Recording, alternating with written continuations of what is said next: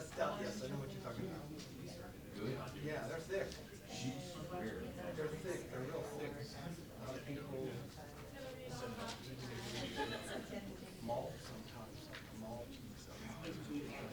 So just double check and make sure you just check again.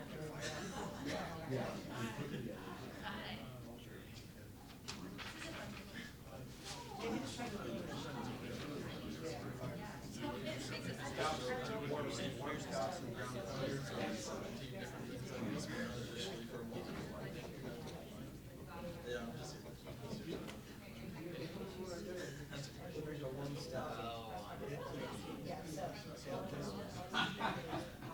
Downtown.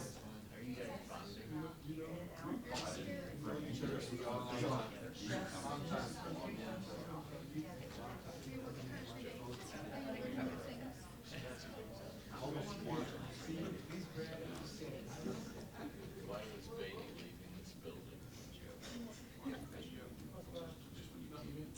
Oh, sorry. Okay, so, that's fine, I'll send you the information.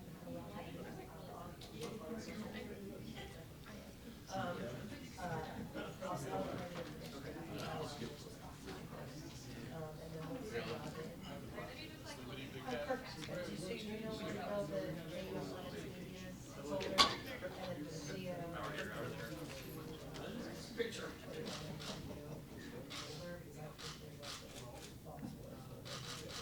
So once it's inside, then it's Don't we look at her stuff real quick? Why you're the best, guys. so when you export it, just export it. And go export it. Oh, thank you. Appreciate that very much. Thank So you. that it's a small. Very kind of you. Did you do the Kurt's model too? I supplied photographs. I did soccer.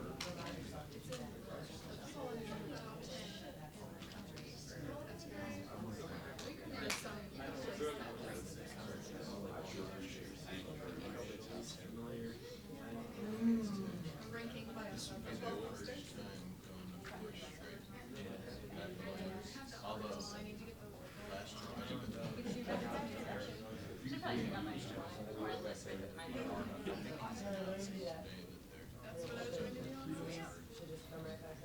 know. Thanks for setting the picture up. Oh, well, you're so. I appreciate that. I don't have to make one. I don't know, I checked the teacher. So now I Yeah. Oh, makes me mad. That was fun. Yeah, no me. And then I checked their website. Yeah, I checked the Sprint Center's website. There was some sports going on. I'm like, it should be up by now. Yeah. And there's no hockey either. So this was something that like he went. He's not quite as open about things as I am. I think he probably. Oh, yeah. So. They have big trucks in there, don't they? Oh, yeah, yeah. Yeah, monster trucks in there.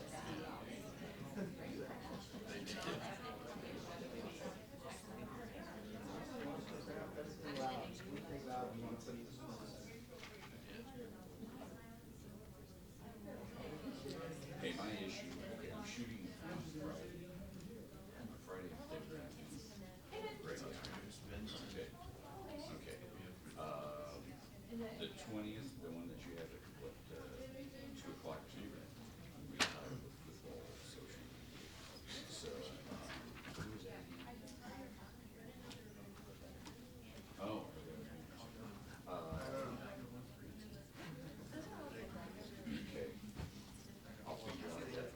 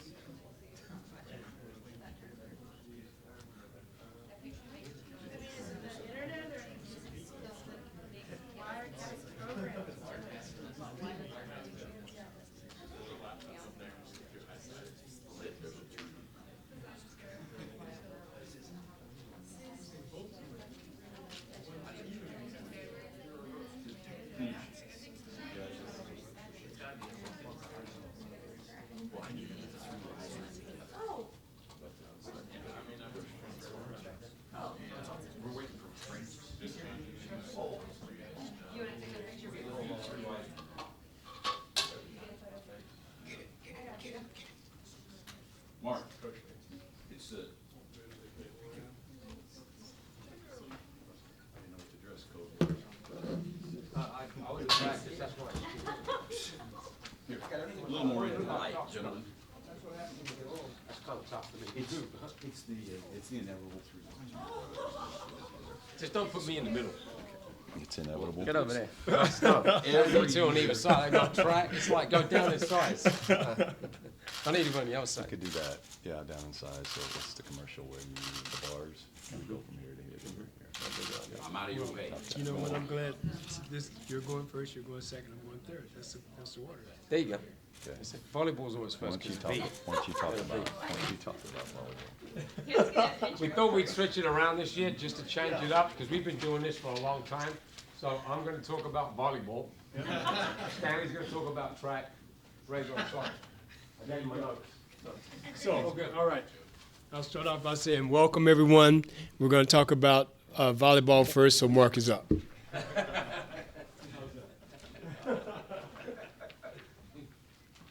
go ahead, Ray. I'll listen. Are you guys done messing around? I'm just kidding. Thank you guys so much for coming. I know there was a little bit of scheduling conflict, so thanks for getting over here. We really appreciate it. I think we are actually maybe going to have the coaches talk about their own sports. So we will start out with what could be an unprecedented season for 18-year head coach Ray Bechard.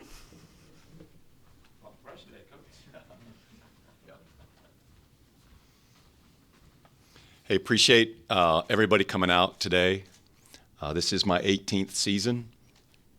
We are, the girls back there could probably tell you, they're 14 or 15 practices in, and we've got a lot of energy, a lot of enthusiasm in the gym, and we're well on our way to kind of figuring out the team that we want to be, and obviously got great goals for the team, kind of team we think we can be.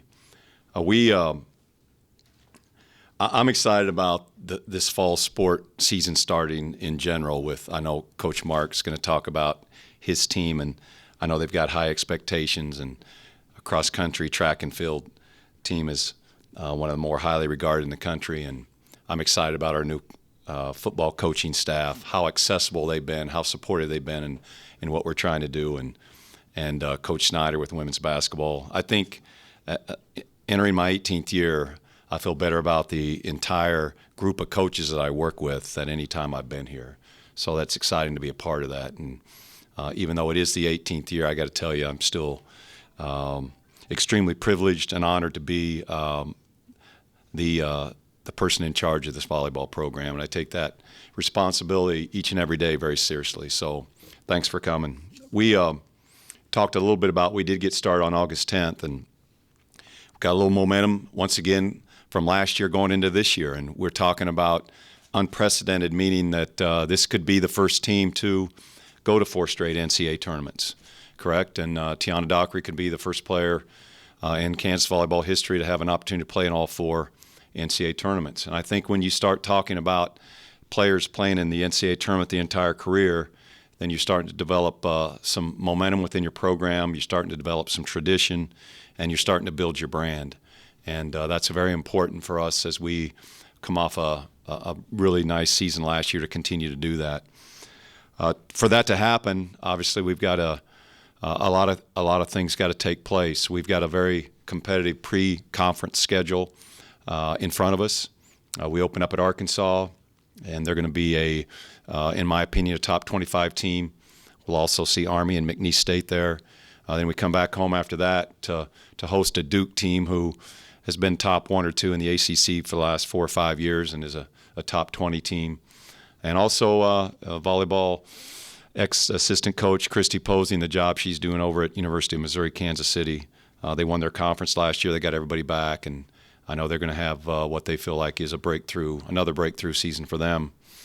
Third weekend on the road to Laramie, Wyoming. University of Wyoming invited us up there for one reason, because they feel like they can beat us. They got a roster of people that can do that.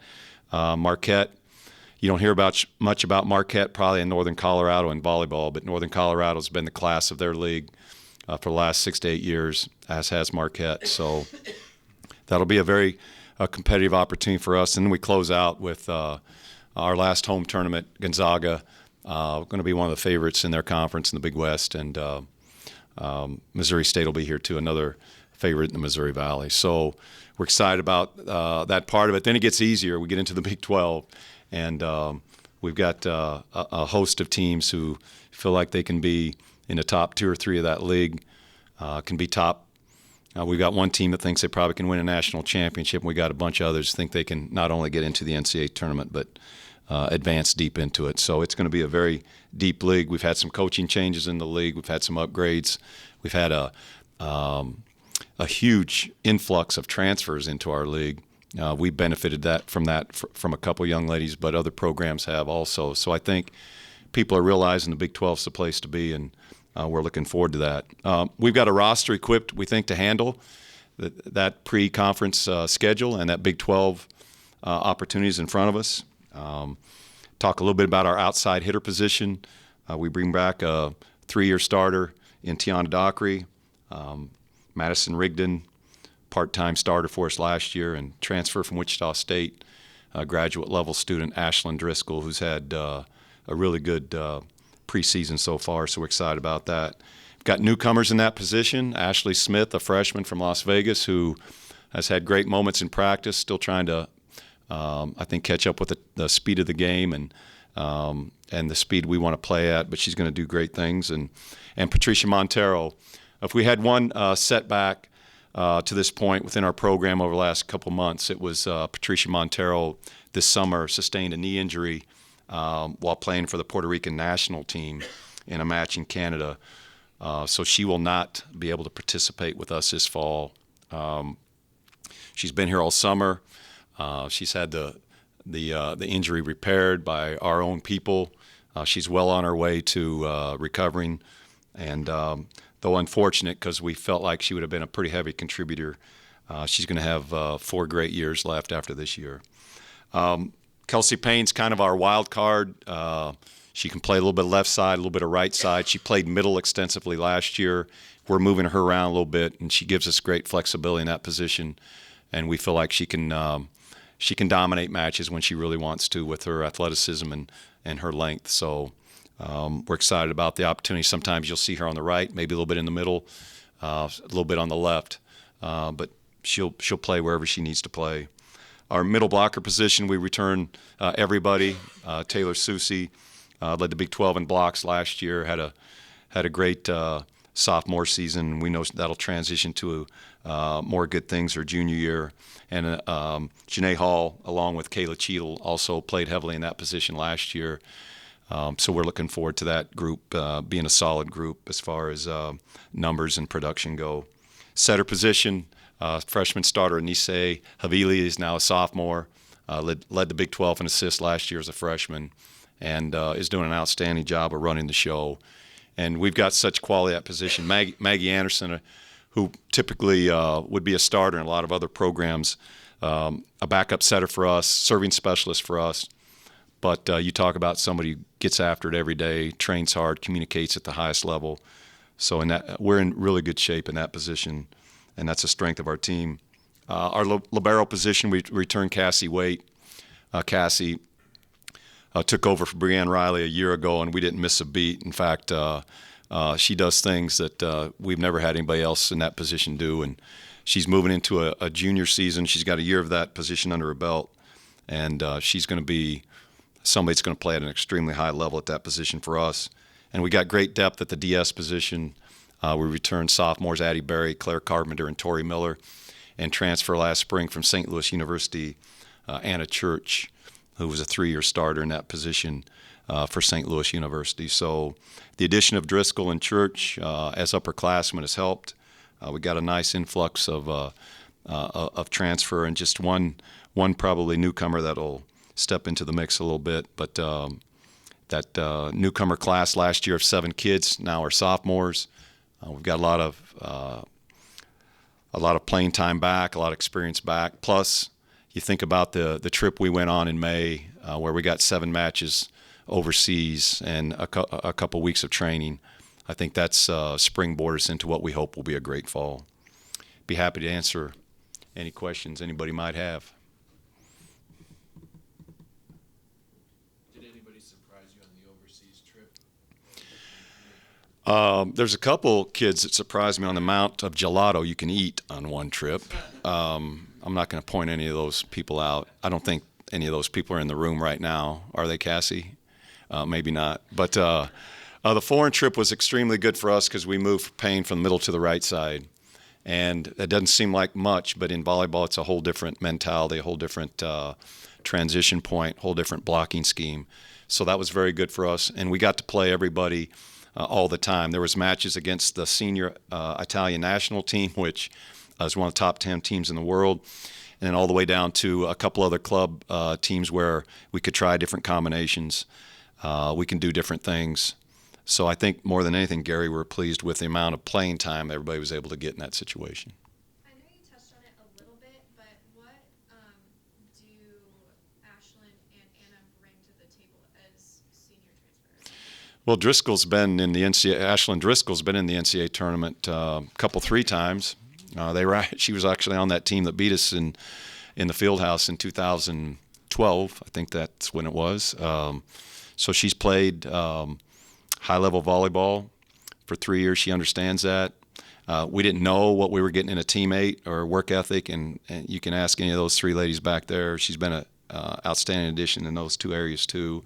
So she gets it. She knows kind of what it's about, and she's played high-level matches, and she's going to be somebody that certainly is going to add depth to a lot of different positions and can probably go out and get some pretty big numbers for us. And Anna Church, kind of same thing. We were able to get her this spring and have her on the foreign trip, but she's been in that mix before. She actually played in the Fieldhouse in 2012 too for St. Louis, and saw the other side of it. But both of them had 3 years of Division I experience coming in and a lot of reps. So anytime you can get that experience in the gym, I think it's good.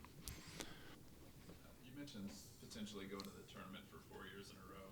Can you talk a little bit about how last year's tournament went? And obviously you lost to Arkansas Little Rock, and that may have been a little bit unexpected. How much can you kind of use that as a teaching point in the off season and heading into this season?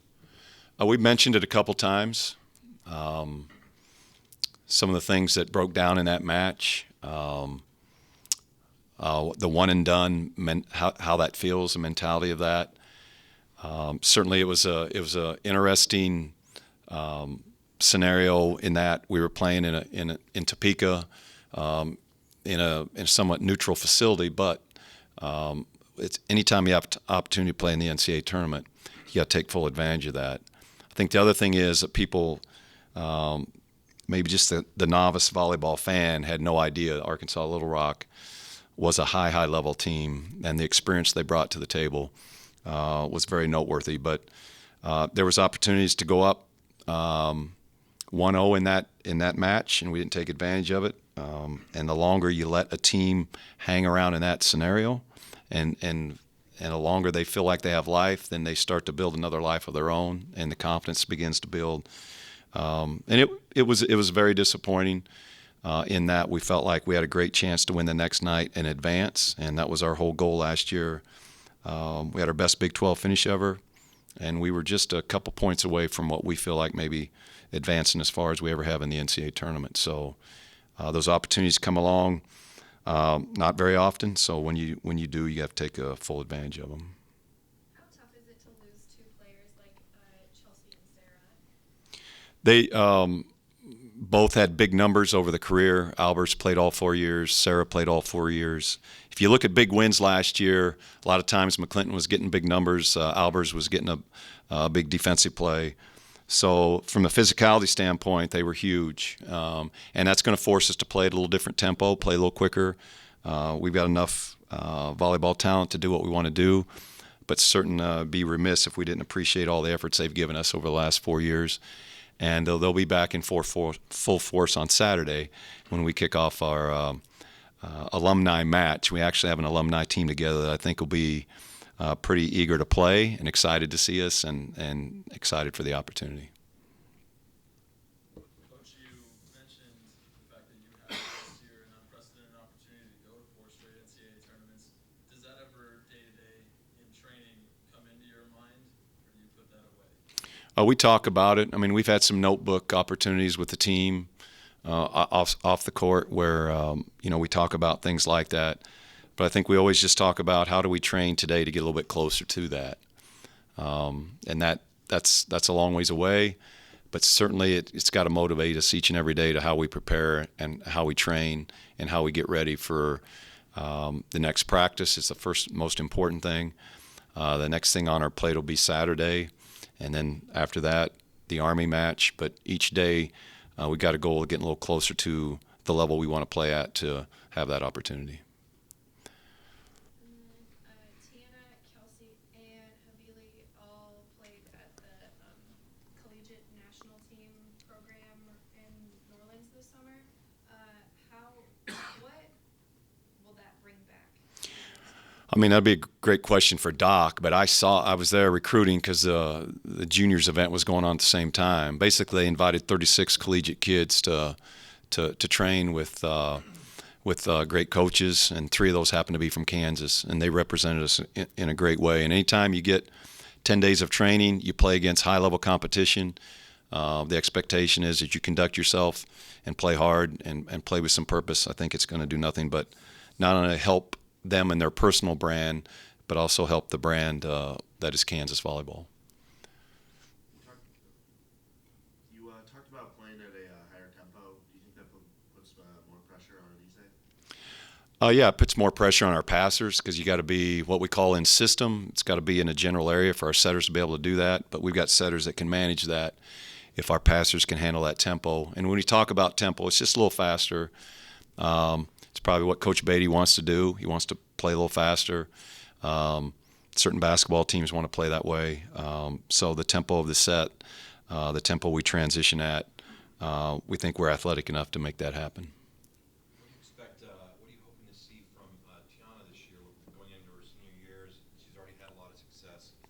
Did you talk to her, privately about some specific things you want to see her work on, improve on the court, leadership-wise, whatever you need to expect from her? Tiana and I have had a lot of conversations over our career here. She's got an opportunity to be a first-generation graduate, and that's the most important thing. She has an opportunity to play in 4 NCAA tournaments, which is huge. She has an opportunity to be a 6-rotation player at a high level, and she's got an opportunity to be a great role model for Patricia Montero and Ashley Smith. So as she's gone through her career, I think she's looked at people that were that in her life. Now she can be that to others, and we hope we can pass that on as we move through not only her career but the career of some of these other players.